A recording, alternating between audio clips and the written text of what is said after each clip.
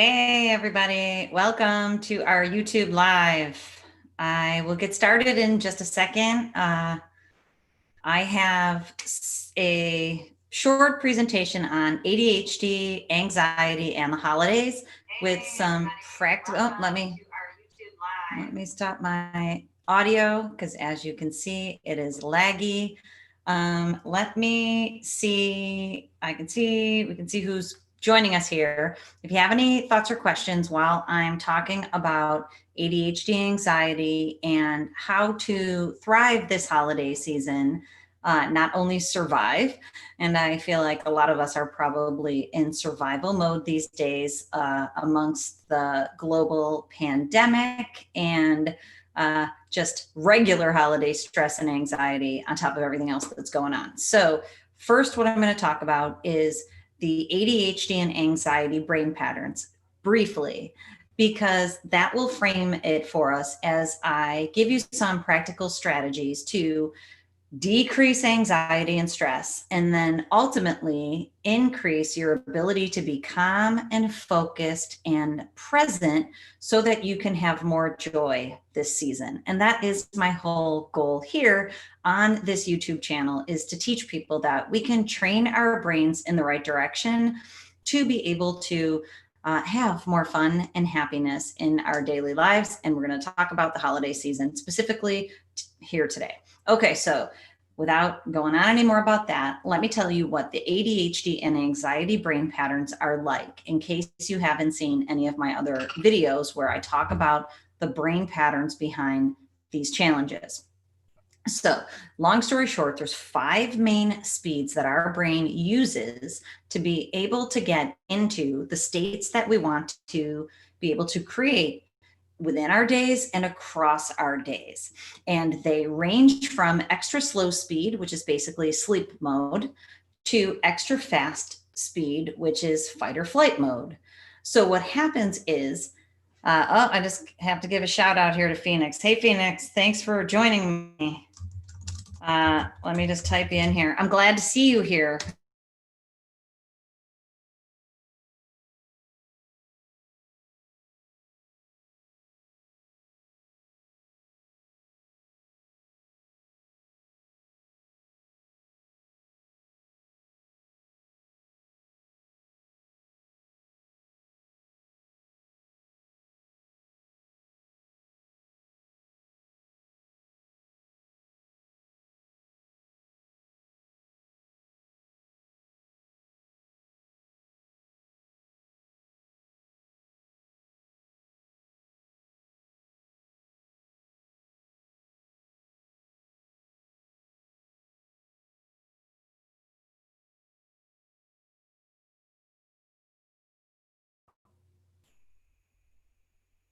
Okay, I think I lost you all there for a few minutes because uh, I. Okay, great. Hopefully it's back up in streaming because it is frozen in YouTube, but Zoom shows me I'm still recording. So I'm just going to keep going, and hopefully I'll be able to catch up with you all if I am indeed frozen here on YouTube. But okay, ADHD brain mode is one of too much slow speed. When your brain is using too much slow processing speed, it needs to constantly stimulate itself. It can't just have joy in the moment. So that leads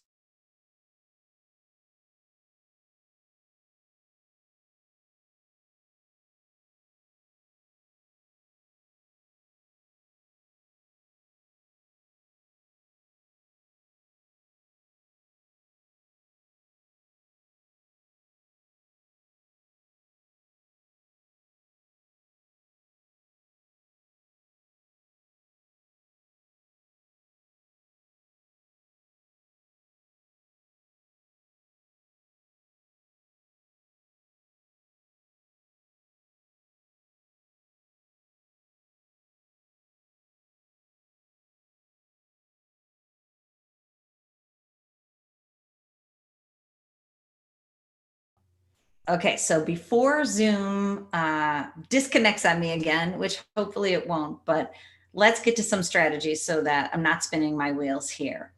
The main thing that you need to do, and you won't be surprised to hear this, is to gain control of your brain and gain control of the holidays. And I talk to so many people that say, I have to do this, I must do that, oh, I gotta go here. You don't have to do any of those things. What people lose sight of in their entire lives, but especially at the holidays, is that you have choice where you don't realize that you have choice. So the number one thing that you can do is regain your brain control by lowering your levels of anxiety in the first place. Regain control of your brain in terms of attention by not constantly seeking stimulation and calming in your environment. So, how do you do that? When we're talking about the holidays, you do that very deliberately and intentionally. And if you've heard me speak, that's how I feel about life in general. But at holidays, gain control of your resources. So, we all have three main resources. Resource number one, time. Resource number two, energy. Resource number three, money. So make sure at this holiday season, you have control of your brain by lowering your levels of anxiety, by getting control of your resources. How do you do that? You intentionally create your schedule and then you stick to it.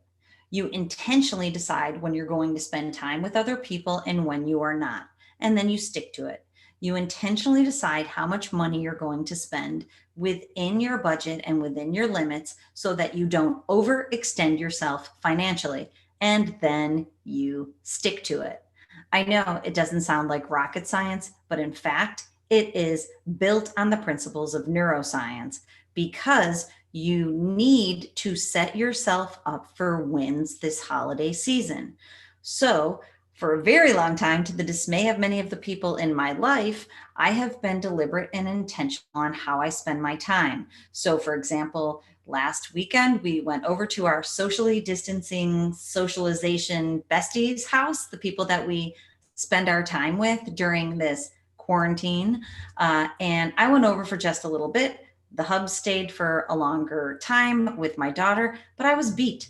I joke that they shouldn't let me out on Fridays because I'm generally totally exhausted. And if I have a glass of wine, it deteriorates quickly into a puddle. So I went over for a little while. I totally enjoyed my time hanging out with my friends, but then I said my adieus and I went home and I watched the best cheesy holiday movie by myself on the couch. The downtime that I needed so dramatically after a long week. But I was very intentional about that. I told the hubs, we need to drive separately because I'm not staying that long.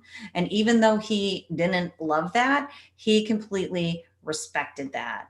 Let me just see. Oh, yeah, it is buffering. I think I'm back. Yep, I'm going to give you a shout out. Hey, Dermot, thanks for joining me here, friend. Yep, I know Zoom keeps buffering, but I think I'm back. So I'm just going to keep going here. And if I lose it again, then hopefully we can get back together. Hey, Shenna, I'm glad to see you here because I tried to get with you to join the webinar last week. So I'm really glad to see you here. And I will talk about neurofeedback before we get off, but I want to be sure to give you practical advice before our time here is done. But I'm going to get to neurofeedback because that is the number one way that you can lower your levels of anxiety. And there's easy ways to do it. You don't have to work with me. I'm going to share that with you at the end. But of course, if you want to work with me, I'm here for you. So gain control of your schedule, time, money, energy, and deliberately and intentionally spend your time. And I talk to people all week long, which is why I need the time to myself on Fridays. But when I talk with people in my consultations and in my coaching, they'll say to me, I can't do this. And I will say back to them, why can't you do that? And they just think they can't. And it's actually a decision. They don't understand that, yes, they can do those things. You can tell people that you will come over for a little while, but then you need to leave. You can tell people that you can't volunteer this year because you're not comfortable going out because of COVID-19. You can make those decisions. Sometimes they're hard, and sometimes other people will not be okay with them, but you totally can do it. And I've been doing it for about 25 years, like I said, to the dismay of the people in my life. So I know it can be done.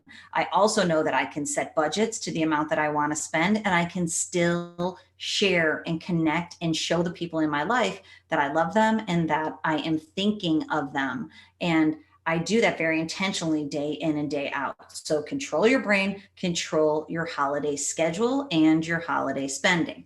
Now, here's another way that you control your brain. It's within your schedule. Make sure you make time for yourself. Like the example I just gave, coming home, watching some good cheesy TV. So be very intentional about how you use your brain throughout your days, and especially throughout the holiday season. Especially, I have 5 kids. So as a mom of 5 kids, I have been doing this very intentionally for 18 years. My daughter's almost 18. I still have a 10-year-old. We go do one thing. We always just go do one thing. People think we're nuts because the people that we hang out with and our families, they'll go do 4 things in one day. But that has diminishing returns for me, and it always has. So we will go do one thing and we will really enjoy that, and then we'll come home because we have too many personalities going. And we've been doing that for a long time. And we have a great time. When we're with other people, we see their kids melting. We see how stressed out they are. That keeps us in balance. So how do you do that at the holidays? You choose the activities that you want to do. And it's such a weird year with COVID-19, but you still may be socially distancing, hanging out with people. And you also can force yourself to connect with other people. And so I appreciate you being here, because I also said this to one gentleman yesterday, that he said that he's really isolated and he hasn't been connecting with other people because he can't, because of COVID-19. And I said, clearly that's not true, because you and I are talking. You figured out a way to talk to me. And actually, that's not even that easy in the grand scheme of things. You can definitely find a way to talk to friends from the past, or cousins or uncles or brothers. Connect via Zoom, connect via phone, connect via text. I text people all the time. I'm not a big phone person. People, if you call me, I'm not picking up likely unless we make time to talk, but I will text people my Bitmojis. I love a good Bitmoji. Now in the Bitmoji app, you can have friend emojis. So now I can send Bitmojis with my friends in it. It's a luxury, but it becomes fun, and we go back and forth, and it creates connection throughout the day. So stay connected when you want to, disconnect when you want to. Be very careful about how you use your brain. Have your brain be on, have your brain be off. So when you're socializing, your brain is on. There's 3 main ways that you use your brain. You take information in, you ingest. That's number 1. Number 2 is you produce. So in a conversation, you're doing both of those things. If you're listening to someone, you are ingesting information, and then hopefully you're formulating a thought to say back to them. So you're producing. So if you do that for an hour, and I know for me, I do it a lot. When I do it, I need some time built in to recharge and let my brain relax, which the 3rd way you use your brain is neuro integration. So when you just actually chill and relax, and if you just go into your sanctuary, as I call my leather chair that's in this reading nook of mine, when I'm in there, that is my chill station. Everybody knows I only really go there to chill. And so when I'm there, they're respectful of that. I'm able to set that boundary that I need some chill time, and I close the door and I'm chilling, and I'm able to recharge. Your brain will recharge in 15 minutes. And going back to the brain pattern, what happens is that very fast high beta anxiety mode comes down. That will go up as you are talking to other people and connecting and socializing or thinking. It'll just inherently go up. When you recharge in your sanctuary, it will come down. Theta, that slow speed that's at the core of inattention and ADHD, it will go up with fatigue. So when you take the time to just reboot and let yourself be free from holiday socialization, your brain can recharge. So that's for people like me who just have entirely way too many things to do in any given day. If you're a person who is more isolated and you're sitting at home and you don't have a lot of things going on and you don't have 6 people around you literally at all times, then you need to create ways to go out of your way to connect with other people. You need to create the Zooms. You have too much downtime. You need to create the uptime or the on time. And you can do that virtually in this pandemic time, or you can meet your neighbors outside. You can go for a walk or a run with people in your neighborhood who live near you. You can get creative and find people to connect with. Okay, so let's see what we've got going on here. Just looking at the comments before I keep going.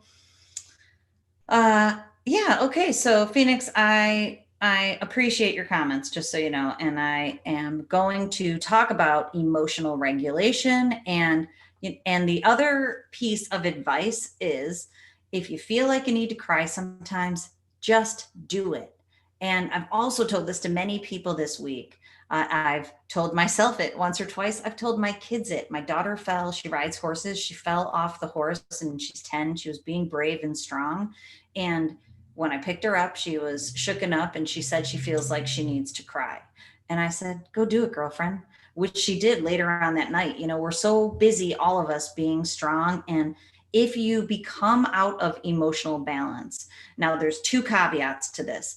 If you are out of emotional balance for a short amount of time, then cry, get it out of your nervous system. This is the advice that I've given to people all week long. Don't hold on to it, offload it. And I've written 3 blog posts on my website at Dr. Trish Leigh about the advice that I'm giving here tonight. One blog post is on ADHD in adults and the tips and techniques and strategies that you can use. There's more specific ones than I'll be able to get to in our time together, but go check it out. I'm going to make a video on that. Then there's ADHD tips for your children. That's another blog post. And then there's another blog post on anxiety. And they're all very similar in how we balance our brain and balance our schedules and how we can build in the time that we need to recover and not have our brains be on the whole time. But what I also say in those blog posts is, if this is a short-term issue that you're having, offload it with someone, but recognize your emotional imbalance is episodic. I call that episodic dysregulation, meaning that your neurological system, your brain, is dysregulated or not using energy very well for a short amount of time.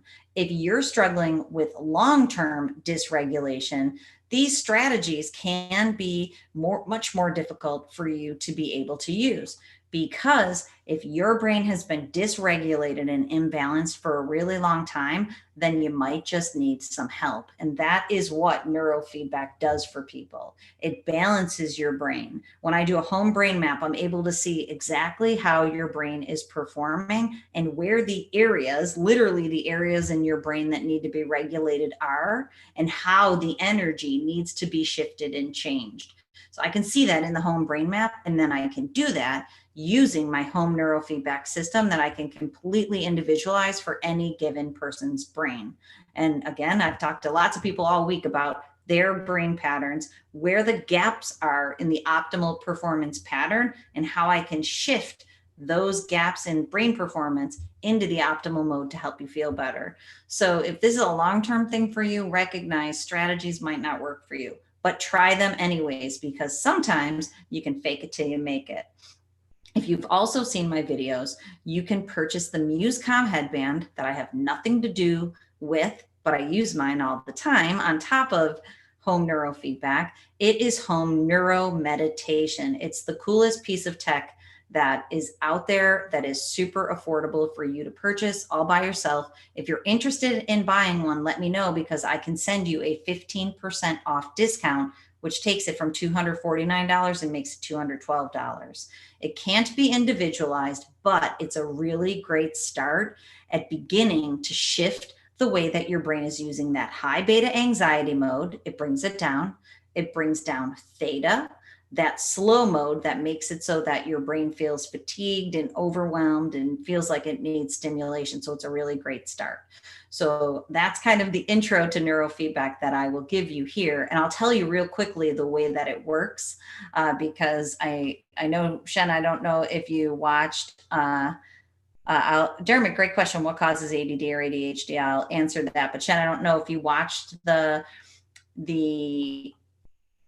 webinar recording that I made last week on how home neurofeedback works. But basically the way that home neurofeedback works is it gives your brain audio and visual feedback so that it produces more of that perfect processing speed in the middle, and it decreases high beta anxiety mode and theta, which is overwhelm or fatigue or distracted mode, which will lead me into a beautiful segue into Dermot's question, which is what causes ADD or ADHD?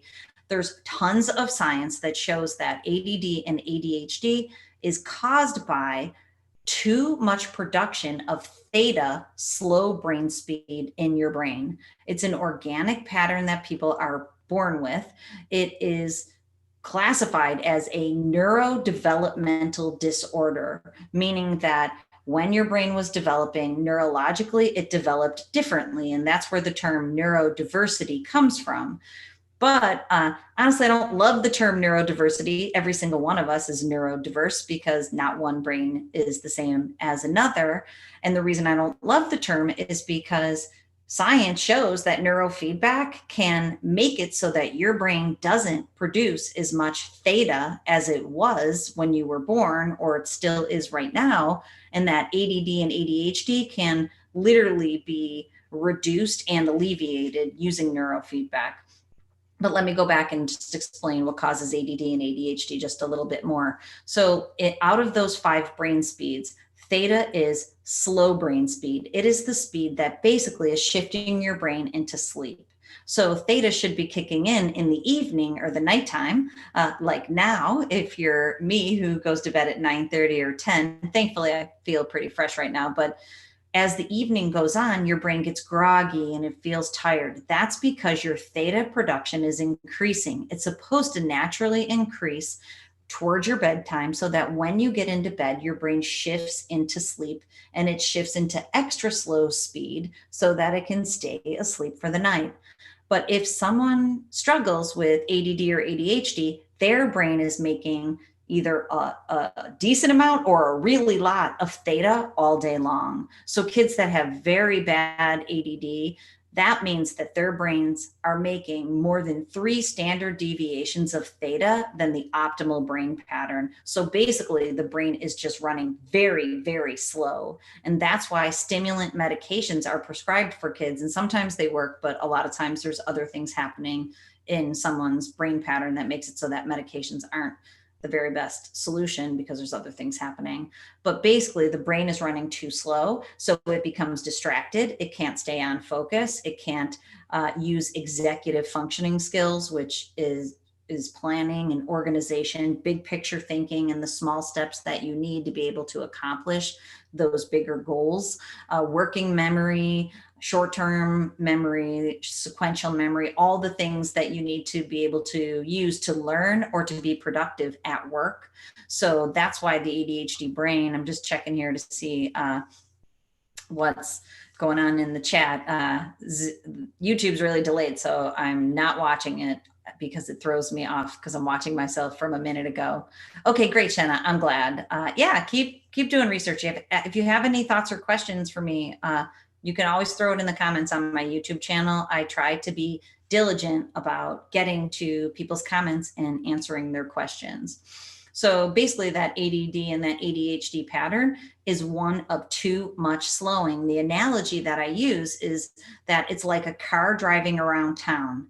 If you have ADHD, your car is not driving at 45 miles per hour. That's the perfect speed to get you around town. Your car is driving at 45 miles per hour, but your foot is on the brake. So if you have, mild ADD, then your foot is on the brake a little. So you're driving 45, but you're only going around town at 35 miles per hour, which makes it difficult to get around town effectively. If you have very bad ADD or ADHD and your pedal is to the metal in the brake, then you get around town at 5 miles per hour. And those are the kids that really are struggling with significant ADHD. Now, the coolest thing about it in terms of neuroscience and technology is I can see exactly how much theta your brain is making when I do a brain map. So I know if you're using a little bit too much theta. I know if you're using a bit too much theta, and I know if one area of your brain is using too much or all of them or somewhere in between. So when I do a brain map, I'm able to see exactly how a person's brain is performing. So does the person have slow motor speed as well? Some people can have motor disorders. So basically, and I know this might be a little tricky for people to understand because I've had the conversation lots of times, is that if someone has a motor disorder, that is because the ADHD pattern is being used, but it's being used across the motor cortex. So the easiest way to explain it is that ADD and attention actually happens up here in the frontal lobe. The frontal lobe is the areas of the brain that are most impacted in ADD and ADHD because they're the areas of the brain that control attention and impulse control. Attention's over here on the left side. Impulse control and judgment is over here on the right side. Now, the motor cortex is further back in the brain. If the motor area of the brain is running slow, people can also struggle with motor disorders. And I help people with that all the time, actually. So hopefully that makes some sense to you. Okay, so Phoenix says that he spends lots of time in anxiety with no reason. That resonates with me because I work with so many people who spend so much time in anxiety with no reason. I'm going to tell you why. So this is the polar opposite, yet very similar, of the ADD and the ADHD brain pattern. What happens in an anxiety brain pattern is your brain is cranking fast. It's going triply fast than it's supposed to. So basically, that brain pattern perpetuates itself. So in my videos, you'll hear me say, or in my blog post, you'll read me write that the anxiety brain pattern is the one that creates and perpetuates anxiety. Because first of all, if you have anxiety, it's coming from high beta. And then if you have anxiety, it creates more anxiety. It becomes a self-fulfilling prophecy. So it can be a really difficult brain pattern to shift people out of without coaching. And so when I coach people, basically what we do is we look at your brain, I tell you what it's doing, we see how much high beta it's using, and then I find out what's going on in your life. And generally, there's very important aspects of the way that you're using your brain that we can change so that we stop you from using all that high beta all the time. And we start you using lower beta for focus and alpha for feelings of calm. And the goal with anxiety is you have to put your brain into calm focus every single day. And you have to try to get your brain out of that anxiety mode so that you can pattern interrupt. And I always talk about it as pattern interrupt. You need to interrupt the pattern so you can create a new one, because if you're always using the high beta pattern, then you can't break it. You can't solve it from within it. In reality, when it comes to high beta, you need to get out of it to solve it. Okay, so let me see what we've got going on here. Yeah, and you're right, Phoenix, that when your brain is going so fast or so slow, accepting new input becomes very difficult. And especially when it comes to anxiety, it's what I said before, is you're like a train that's speeding at 100 miles per hour. You're trying to pick one tree out of the forest. You can't. Your brain is literally going too fast for you to be able to input new information. So you need to slow down. Yeah. You know what, Phoenix, I'm not sure. I keep meaning to look into the binaural beats that are on YouTube. First of all, when it comes to binaural beats, let me explain it real quick. And then I'm going to wrap up soon because this is supposed to be a short half-hour YouTube live. But binaural beats can be a really great resource for ADHD and anxiety. If you have a phone, I would recommend that you get an app that is by Bonsai Labs. I was trying to remember what it's called. It's called Bonsai Labs. And it is called brain waves. And what those 5 brain speeds that I was just telling you about, those are literally called brain waves.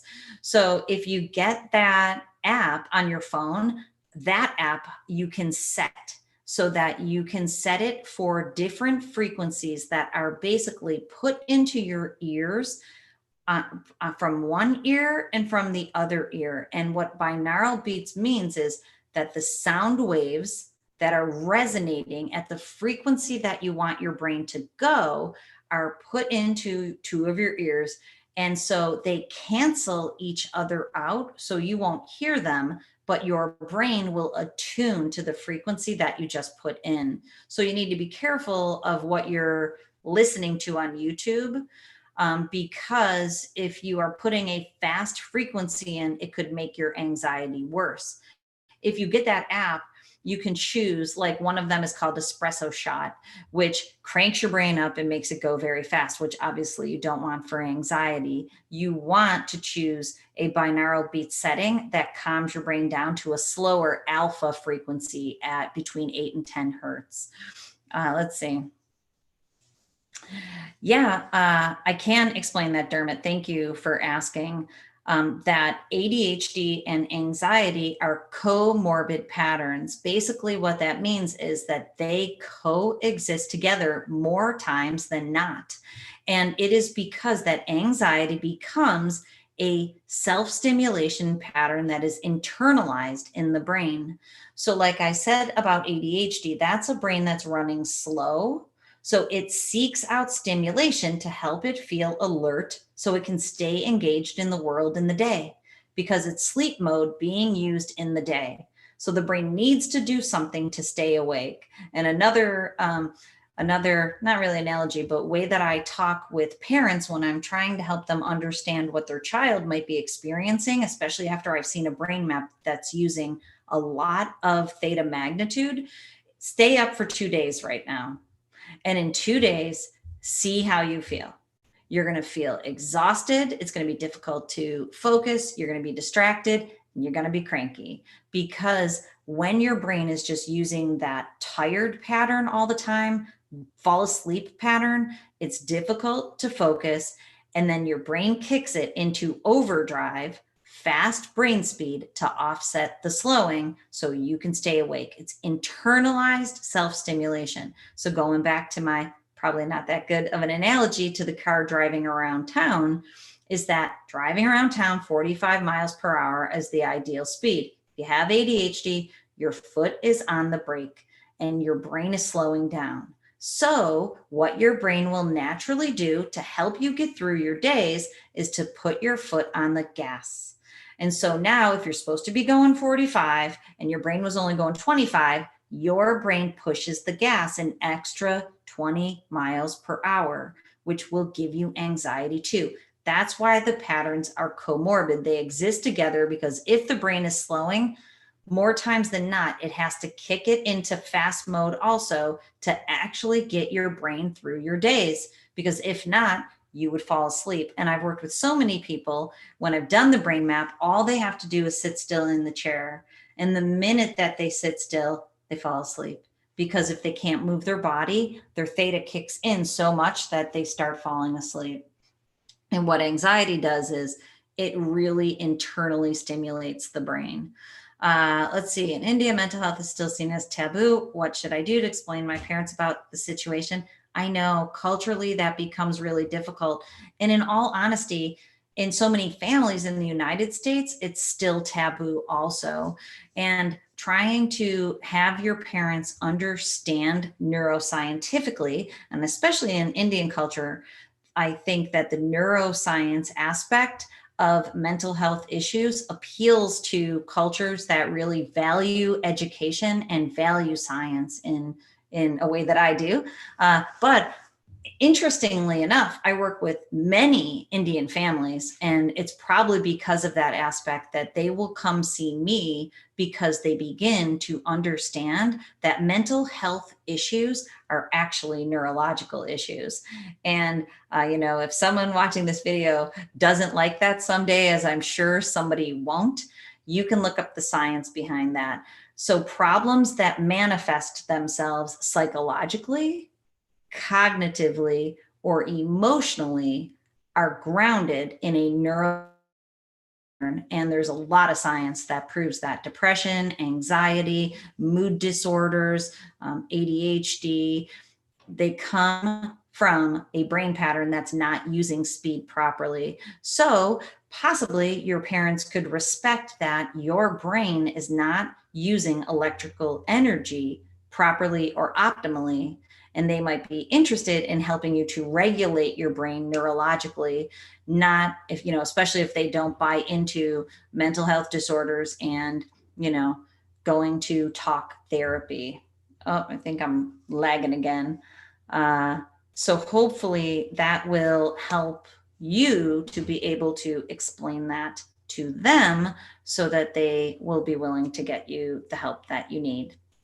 And I know that there's neurofeedback practitioners in India that could work with you. And of course, I can work with people all over the world. And actually, I do work with people in India.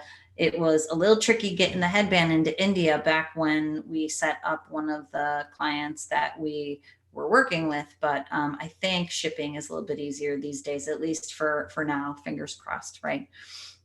Okay, so I'm going to wrap up. Does anybody have any thoughts or questions before I do? Let me give you the takeaway, and there's tons more takeaways on the blog post, and I'm going to post videos tomorrow listing the ADHD tips for adults, the ADHD tips for kids, and the anxiety tips. But the number one takeaway is, I know it's cliche that you must control your brain. And when you control the way your brain is using energy, you can get through the holidays, the things that you abhor or you don't like, with greater ease. I know it. I've lived it. I've worked with so many people who live it.